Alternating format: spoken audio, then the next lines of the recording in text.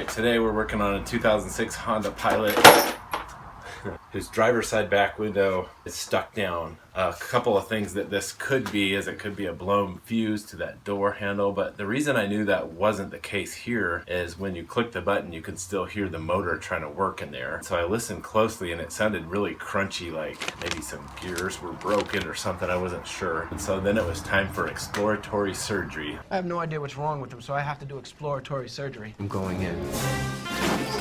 That's usually how you find out what's wrong with these things. So then I started taking that car apart, taking the door apart, and when I got inside, this is what I found.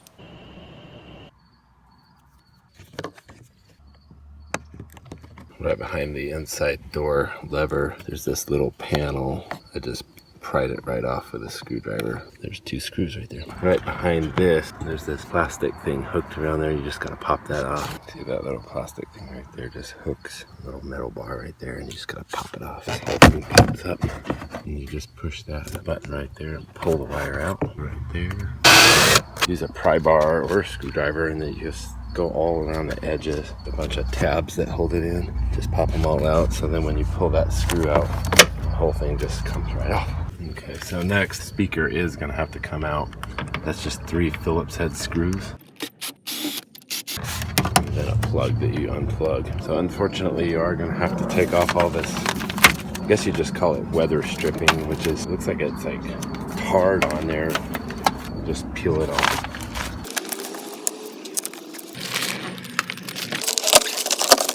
Unfortunately, I already did this part, but what you do now is reach in there and you can push the actual window up high enough so you can see the bolts through these holes here, the actual bolts that bolt it to the track. Take those out. Those are 2 10mm bolts. Just tape them down so I won't lose them. And then you can just manually push the window up with your hand and then tape it up so it's just hanging out of your way. And next, we're gonna take these bolts out here. Next is these 4 bolts that hold on the track inside there. Okay, and we're just going to want to unplug this power connector. That one just slides off of this orange thing. Alright, that one took some finagling just to squeeze those in and pull it out. It goes through the hole. We're also going to want to get this little clip out right there because that is where the cable just clips to the wall. Disconnect it and we should just be able to take the whole assembly in. So out of curiosity, I took my into the garage to see what was wrong because mine, I could still, when I turned the switch, I could still hear the motor trying to work. And so I was really curious as to why it couldn't get the window up. So this piece right here is the motor that runs the thing, and this is just a spool where the cable winds up inside. So I took this piece off. I think what's happened with mine is it just the cable's gotten tangled inside there somehow. Who knows what's actually caused that to happen. Probably should just buy a new one instead of trying to fix this. Alright, so we received our new regulator assembly. Regulators!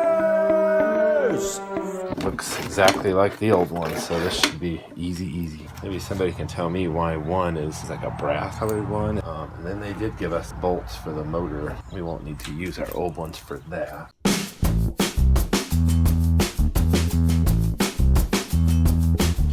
So this is how I was holding the window up, by putting clamps on the track. I've seen other people put tape, but I don't know if it's just my tape or what, but my tape is not strong enough to hold for very long. Now I can reach that screw hole better.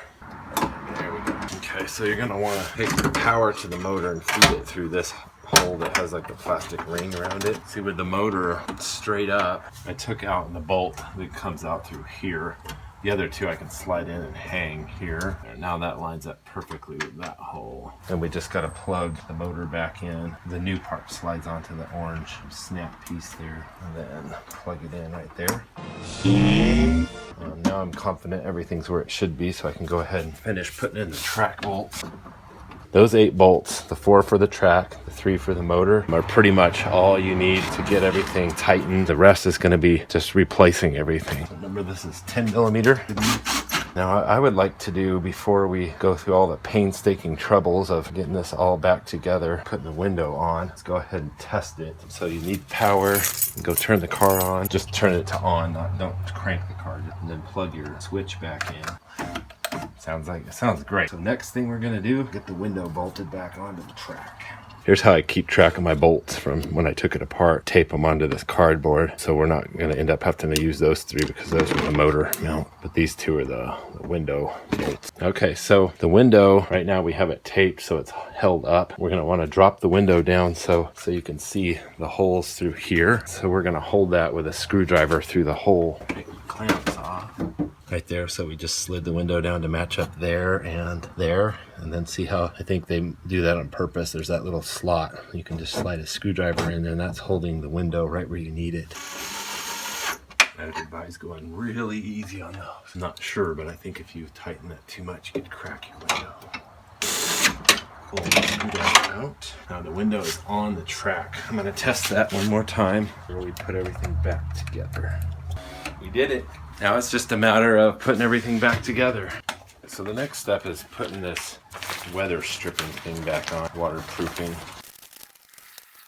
Before we finish putting the weather stripping back on, let's get this door handle on there because it needs to be popped into that clip and in here. And it's hard to get that without pulling it off of here. So let's pop that out, get it mounted on here, pop it back in that. And then now we can put our weather stripping back up. And next, why don't we go ahead and put our speaker in. I left the screws in the speaker so I won't forget where they were. Plug it in. Right, and if you don't have a heat gun like this, I got this for like $10 at Harbor Freight. I would just remind you before you do that, just make sure your window lock, your handle lever, window power cord, and your speaker are all through the holes. Pull the button cord through, door lock through. All of these retainer clips should just pop right into their holes. So pop that in like that. Have to really crank the door handle sideways to get it through the hole. There we go. Make sure we have our cable through here too.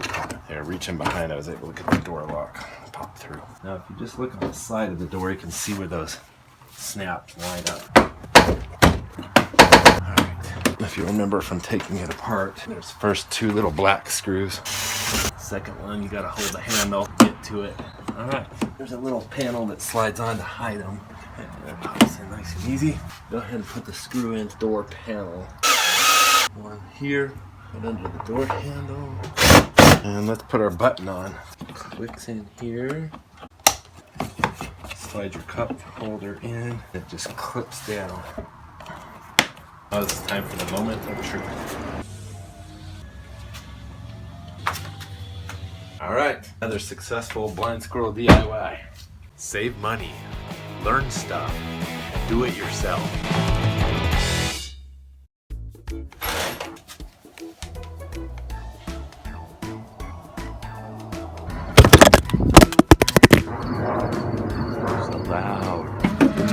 Awesome, dude. Shut the up. Nobody cares about your dumb, loud muffler. Excuse me. You know, because you don't want to look at your screws all the time.